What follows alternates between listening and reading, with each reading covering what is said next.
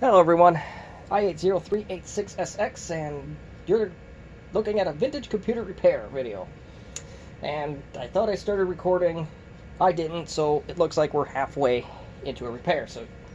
And if you think that, you're absolutely correct. So, we know for sure that this machine did not come with a hard drive. And we also know that the CMOS battery is depleted. So, I dug out a couple hard drives. I dug out this 400 megabyte drive, 420 megabyte drive, and halfway I was in the process of putting this Caviar Lite 170 in here. I didn't actually test this drive, so I don't know if it actually works, but I wanted to see how thick the drives this thing could take. And it looks like whatever this Caviar Lite 170 is will fit just fine. And if the eBayer from North Carolina is watching this, I thank you for actually including this and putting tape on the screws so we didn't lose them. That is very much appreciated, and I give you kudos for that. And I don't usually think about giving people feedback, but you are going to get positive feedback. This was a win. So let's see. Oh, hold on. Now, one thing we don't have is the screws to actually put the caddy in, but I think that's going to be fine. Oh, it goes in really hard, though. So maybe this is not going to be a perfect fit for this Caviar Lite drive, but that's not going to be the fault of anybody. Let's see here. Oh, there's a screw. I don't know if that's loose or not, but...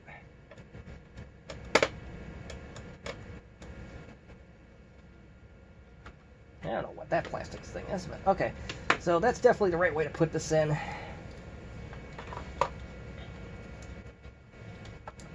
Maybe this side goes in first. Let's try. Oh! The Caviar Lite 170 will not fit. It's too thick. I don't know if you can see this, but the pins for the IDE connector are just a little bit above, so we're going to abort mission on this one, and we are going to try the other drive, the 420 megabyte drive. But, you know, it looked like it was going to be good. Maybe I'm doing something wrong. I don't know.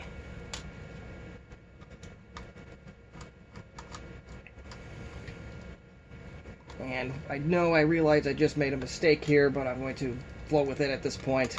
I should have pulled the battery out. Even with it being in its completely depleted stage, I should have still pulled it out. Just better safe than sorry. So let's try a 12mm drive instead.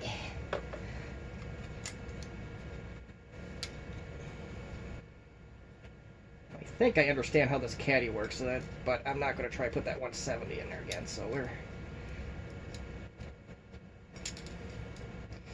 this might possibly been an ID 10T error. We'll see. This drive is probably closer to what came with this machine originally. I want to say that most of these 486s around this time came with 300 something meg drives. The LTE Elite counterpart, I know a lot of them came with 340 megabyte drives. Some came with drives as big as 500 megs. So this is probably more par on the course anyway, and oddly enough, I think this drive came from the UK, and in an LTE Lite. I don't know how it worked, because there's no drive geometry that comes even close to what this drive is, but who knows. I'll take the freebies either way. Alright, so let's try to put this in again, and that is looking a whole lot better already. Perfect. 12mm drives are the way to go on this. 17s are too thick.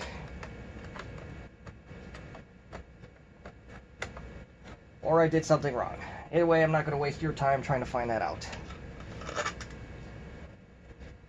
So let's get cocky. We're going to put the hard drive screws back in. And one thing I'll do repeat, if you have a 9mm drive and you don't have the caddy, that will work just fine. I've never had... I take that back. I had the drive slip out once, and that's when my 430C fell down the stairs. But that's quite a force. So, all right, let's plug her in. First thing is first.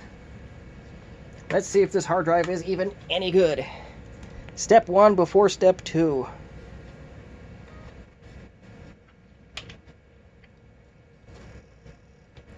Clicks on like it wants to.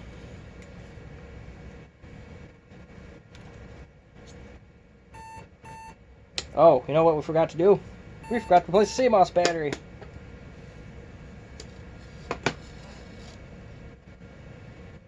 I hope this drive is completely blank, but we're going to find out. Yeah, it says it's missing operating system, so I don't know what to think of that. So we are going to go grab some DOS diskettes, and we're going to blank this drive out of any partitions. I do have a homemade DOS 6.22 disk here, so that should be able to do the trick just fine.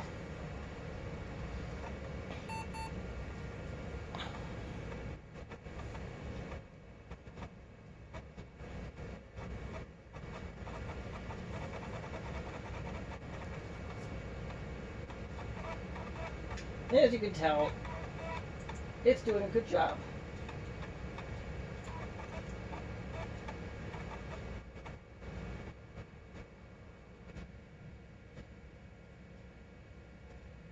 Alright, so we're booted. And I'm going to exit the install.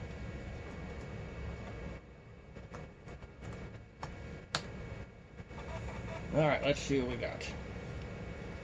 And we have a DOS partition on here. It's 80 megabytes. So my suspicion here is that the person that had this before, the company that had this drive before me, probably just picked a random drive on the LTE light that this was in and just rolled with it. That does work sometimes, but either way, since it came from a business, we are not going to take any chances whatsoever in exposing their data. So we're just going to remove that partition. And now we have no partition. So now that we got that sorted, we are going to put in a Compaq setup disk. We caught it in time.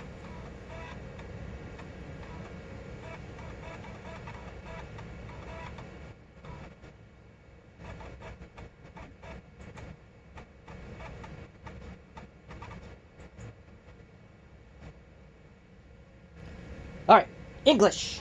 That's the only language I understand, so that's what we're going with.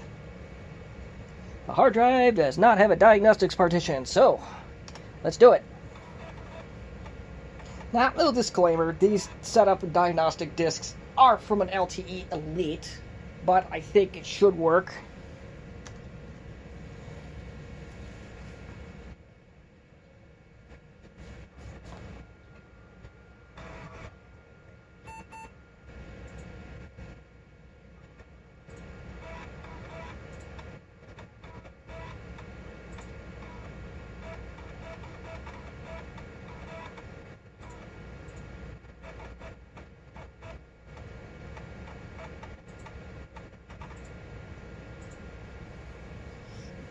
Alright, so a partition update has been performed. Oh great, let's do this.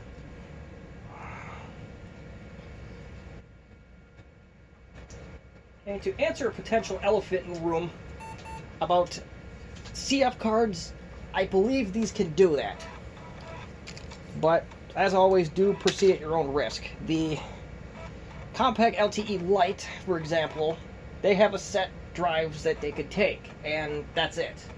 And there's been documentation all over the place that if you try to put a CF, well, let's go English. If you put a CF IDE drive in one of those things, you'll wreck the IDE controller. So that's definitely something you don't want to do in those, but I think these are okay. And we're going to press OK to that. Insert the diagnostic disc. Yes, sir, ma'am.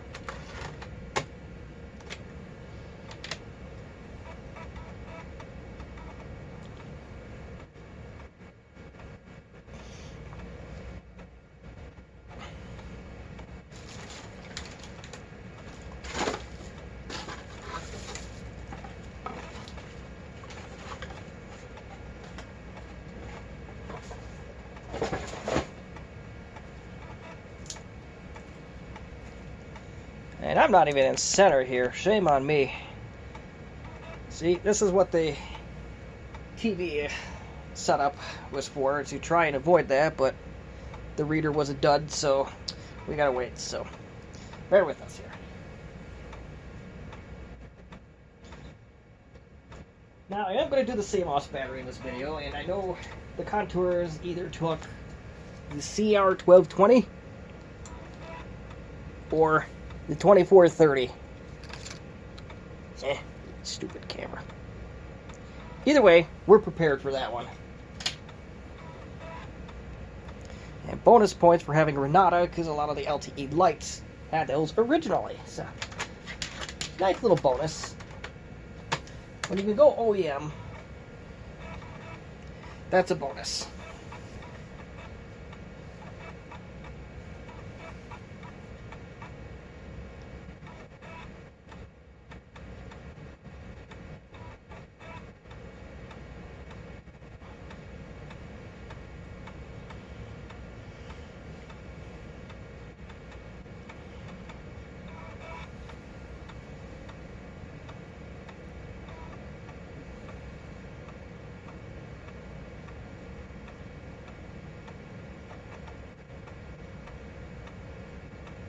Still going.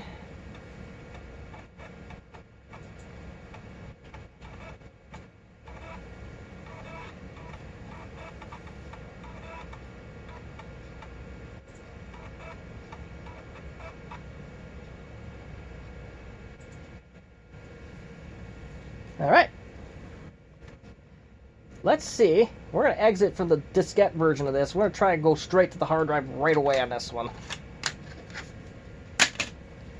I shouldn't throw discs, but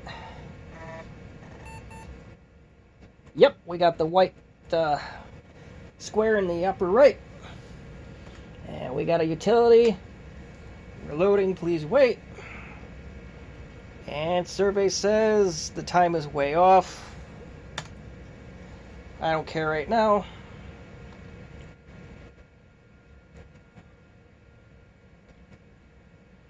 And it is correctly detecting this machine as a Contura 400 family, 486 at 50 megahertz. So this is right on par with an LTE Elite or the economy version of it. But in the end, the diskette drives were clearly better in these Conturas. Mouse works. A little noisy, but you know what? It works. And let's see if the right click. We're not going to be able to answer that in this, but... So, yeah, this is... I'm going to exit out of there. This is not a bad machine at all. I'm rather impressed with it. And we're going to power it off. We're going to do the battery next. And this time, even though the battery, this main battery is probably completely depleted, we're still going to do due diligence and take this out. One of the things I need to be better at is safety. Safety first. Let's see what we got. It is an original Compaq branded battery. It's a 9-cell. And it is a product of Malaysia, so... And it's a nickel metal hydride, so... No US battery, but... Oh well. It's a paperweight regardless of where it's built. Yeah, that's what. And one thing I really enjoy about these later LTEs or these Conturas, they're stupid simple to work on. This one's not as... Oh, yes it is. So, I know you probably can't see it, but right here, it says cover removal. Let's get the camera to cooperate. I'm trying to do this one-handed, so bear with me. Cover removal 1 of 7. So that tells you there's 7 screws. 7. I almost said 4. So let's remove the 7 screws.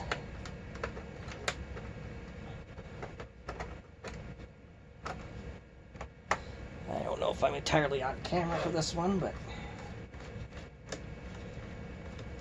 So I believe 1, 2, 3, 4, 5, 6, 7.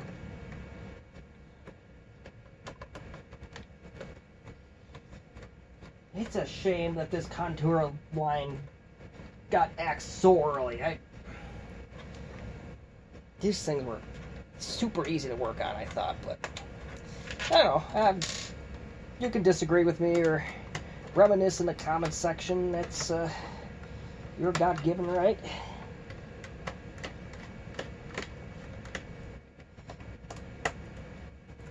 Had a computer shop around me here that said that the IBM ThinkPads were really made to work on, and everything was so easy on them, which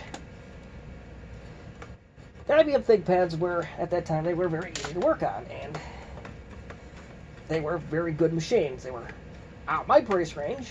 They were like a Camry. They just held their value no matter what, so that's why I opted for Compaq more, because they were a little bit cheaper and did the same job just fine. And when you're getting these things for next to nothing, and my luck of the draw was also Compaq on that front, that's a no-brainer. So let's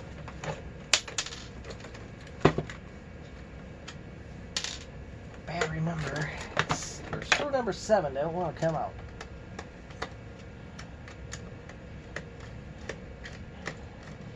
If I get ambitious, I'll do a video on rebuilding one of those batteries. Nobody's done it yet. At least not as of August 4th, 2021. And in theory, if I remember my history lesson from college, I almost remembered my history from college. This comes off, this sets off to the side. Now, that brings us to our next question. CMOS battery is really easy to get to, and I just answered that question before I even was about to ask it. Right here, right above the trackball in this machine, is your CMOS battery. It is indeed a CR1220. So we need to get a tool and remove that. So a small flathead will do just fine. While I'm here, the thing that killed the cat is going to get me here. What brand floppy is in this machine? I'm about to find out.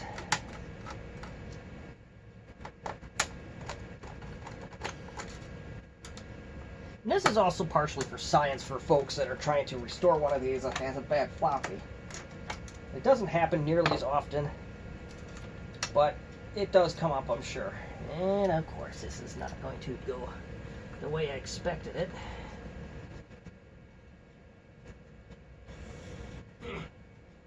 No, come on now. Come on. Alright, this is fun. Oh, there we go. That'll answer the question, so we don't have to take it apart any further. So this is a TIAC FD-05HD. The Compaq part number 147963-001. So TIAC made clearly superior drives versus the ones made by the wonderful watch company that were in the LTE line of computers. So let's get that back in there. And that fits into some groups perfectly. I believe the early Conturas, the 386 line, they had Canon floppy drives, which were quite good as well. I don't know why the Canon can't make a printer to save their lives, but we're not here to talk about printers, so we're going to drop that subject quick. And let's get these screws in, and let's get that battery out. You know, it would be a real good idea. A magnetized screwdriver is advisable here. We're going to do this the dumb way. We're going to flip this sucker upside down, and I lost a spring, so... Uh-oh. Something fell off. I wonder if that's why the battery thing kept slipping out. So this spring may have been from that, so... Let's see. First thing is first, let's get this back together.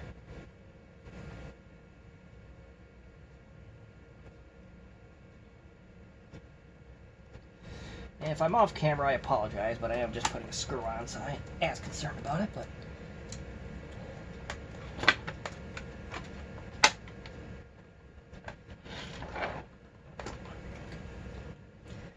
Alright, so to the subject at hand, before I worry about what the spring does, let's get the battery out. So that should be real easy. All you have to do is press down. And let's make sure. Well, you can't even see it, but you'll be working on the side towards the trackball. And lickety-split, she's out.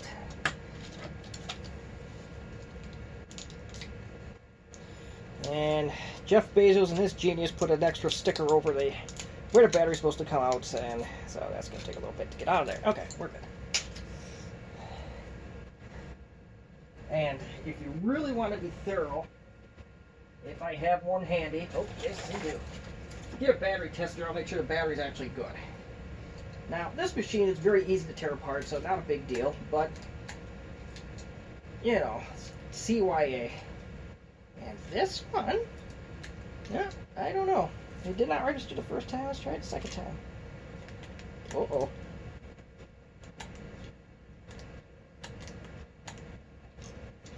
Well, it's trying to do something. Alright, we're good. My battery tester, I think, is starting to croak here, or the battery inside of it, provided that there is one in here. Maybe it's starting to go to pot. I don't know. Well, either way, let's get that in there. And the battery slides in the side that's goes towards the floppy drive. Slide her in, clips in. Now we're cooking with fire. So now, since we got this computer apart, let's figure out what's going on with the spring. Maybe. I can't guarantee anything, but let's see if we can wrap this around.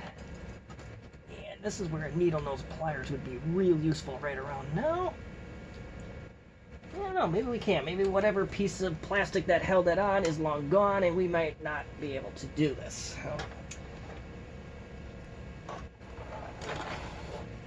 I'm going to take this off the... Yeah, so whatever piece of plastic held that in is gone, unfortunately. Unless we can somehow, some way wrap around that with the other hook.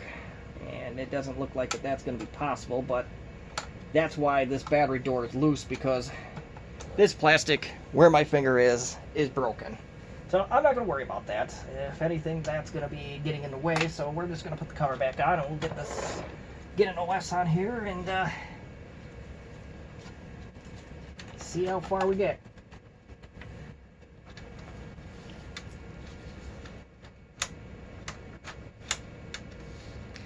Double check, make sure the spring didn't come from anywhere else. Look at that. This is... God, Compaq, why did you axe this so early? It's probably because it was too well designed. I don't know.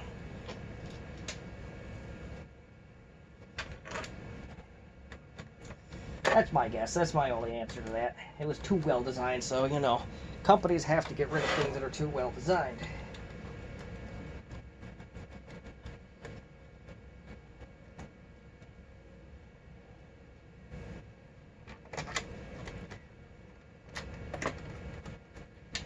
Notice this, even this handle on here is still in extremely good shape.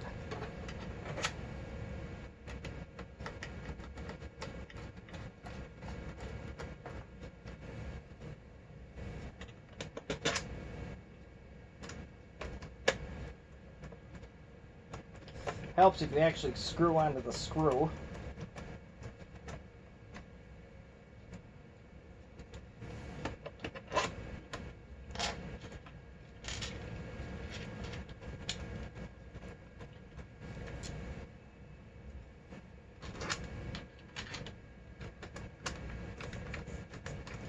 Alright, so we're getting nails screwed on, and I know I'm off camera again. We're just putting screws in, so you ain't missing much. We're going to put our paperweight back in just to keep it with the machine. I kind of like this door idea, I really do. And don't worry, the battery only goes in one way.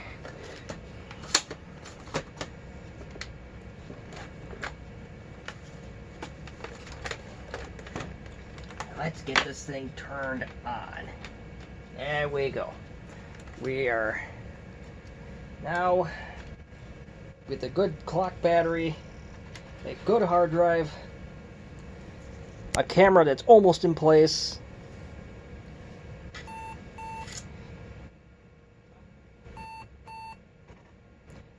I don't know why this thing reboots. I don't understand that, but...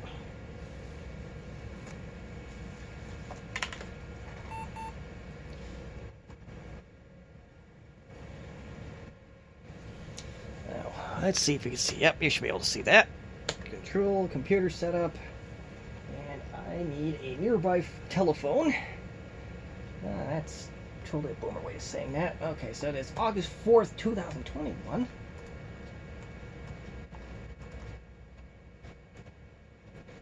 It is currently 8:49 p.m. at the time of recording.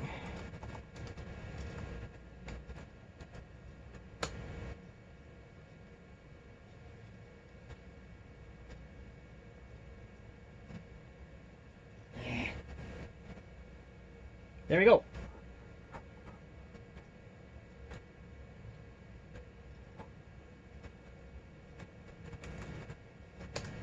Let's install DOS on this thing now.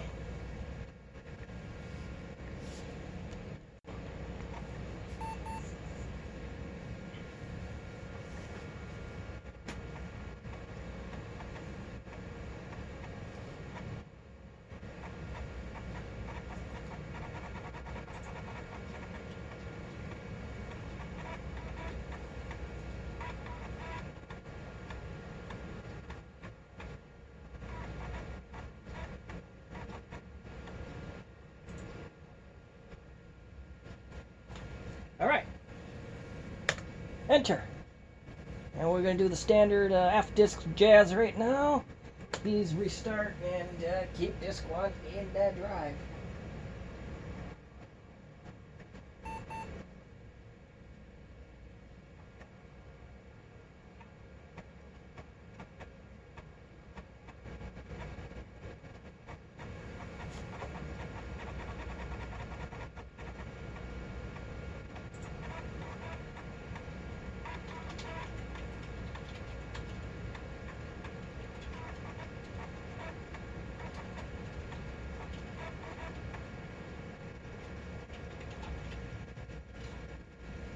Alright, now we're formatting the drive. That's going to take a little bit.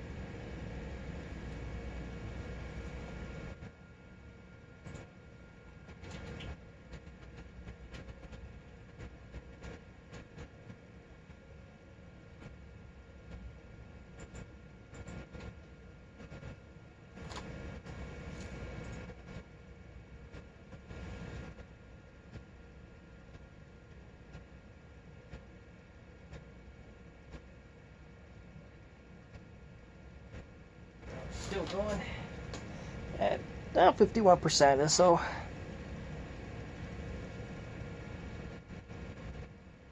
and if I remember my history just right, I think this drive actually came from the British Standards Institution, so it's probably even better that we did format this before anybody actually saw it.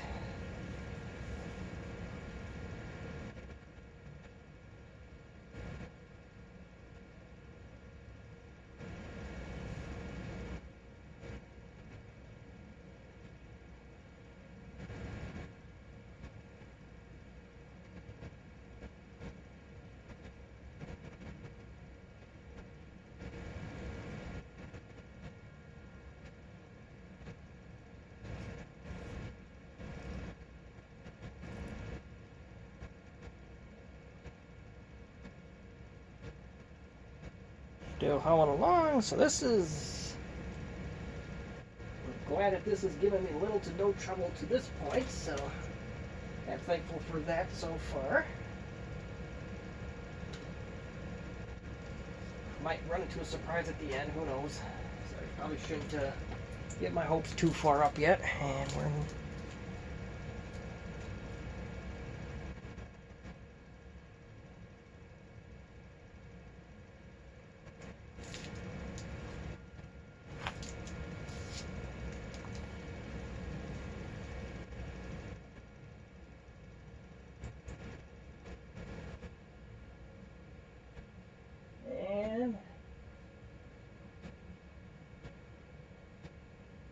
survey says we're in yes, so settings are correct. CDOS is good. Now let's install DOS 6.22.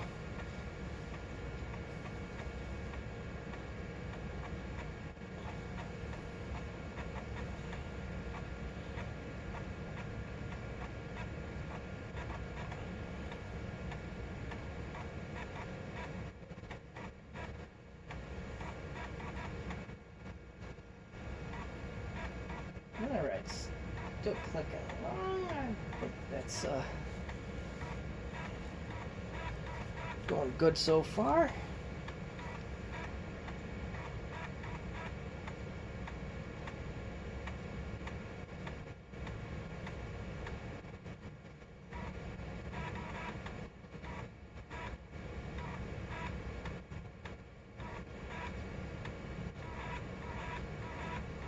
Uh-oh.